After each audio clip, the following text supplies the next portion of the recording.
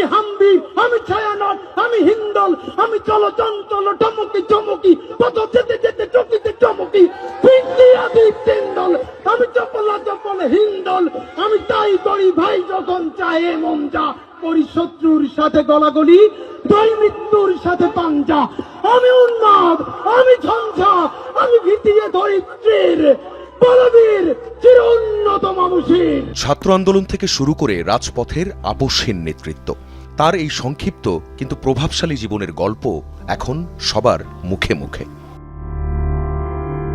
১৯৯৩ সালে ঝালকাঠি জেলার নলছিটি উপজেলায় জন্ম শরীফ ওসমান হাদির। বাবা ছিলেন স্থানীয় মাদ্রাসার শিক্ষক ও ইমাম।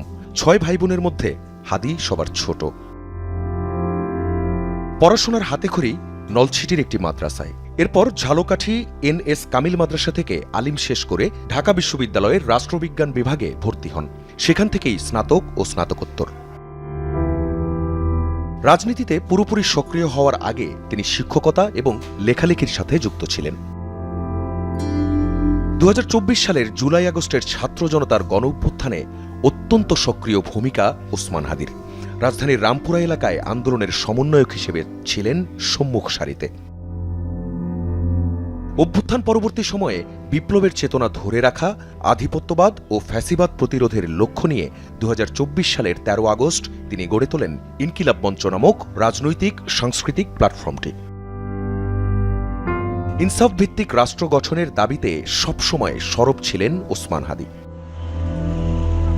ত্রয়োদশ জাতীয় সংসদ নির্বাচনে তিনি ঢাকা ৮ আসন থেকে স্বতন্ত্র প্রার্থী হিসেবে প্রতিদ্বন্দ্বিতার ঘোষণা দিয়েছিলেন। তিনি ইনকিলাব মঞ্চকে কেবল একটি প্রতিবাদী দল হিসেবে নয়, বরং একটি থিঙ্ক ট্যাঙ্ক হিসেবে গড়ে তুলতে চেয়েছিলেন। বিশ্বাস করতেন ফ্যাসিবাদের পতন ঘটলেই মুক্তি আসবে না, বরং প্রাতিষ্ঠানিক সংস্কার ও ইনসাফ কায়েম না হওয়া পর্যন্ত লড়াই চলবে। হাদি মনে করতেন রাজনৈতিক পরিবর্তনের আগে সাংস্কৃতিক পরিবর্তন জরুরি।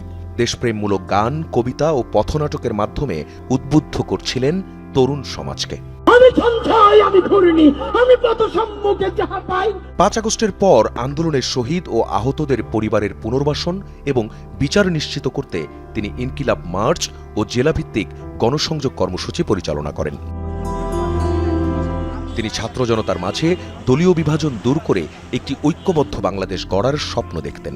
তার মৃত্যুতে ডান, বাম ও মধ্যমপন্থী সব ঘরানার রাজনৈতিক মহলে শোকের সৃষ্টি হওয়া তার সার্বজনীন গ্রহণযোগ্যতারই প্রমাণ। ১২ ডিসেম্বর শুক্রবার জুমার নামাজের পর বিজয়নগর বক্স কালভার্ট এলাকায় নির্বাচনী প্রচারণা চালাচ্ছিলেন ওসমান হাদি।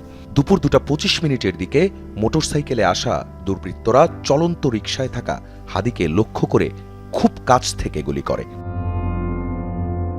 একটি গুলি তার ডান কানের পাশ দিয়ে ঢুকে মাথার বাম কান দিয়ে বেরিয়ে যায়। তাৎক্ষণিকভাবে তাকে ঢাকা মেডিকেল কলেজ হাসপাতালে নেওয়া হয় এবং লাইফ সাপোর্টে রাখা হয়। পরে উন্নত চিকিৎসার জন্য সিঙ্গাপুরে নেওয়া হলেও বাঁচানো গেল না ওসমান হাদিকে। আখলাকুস সাফা, যমুনা নিউজ, ঢাকা।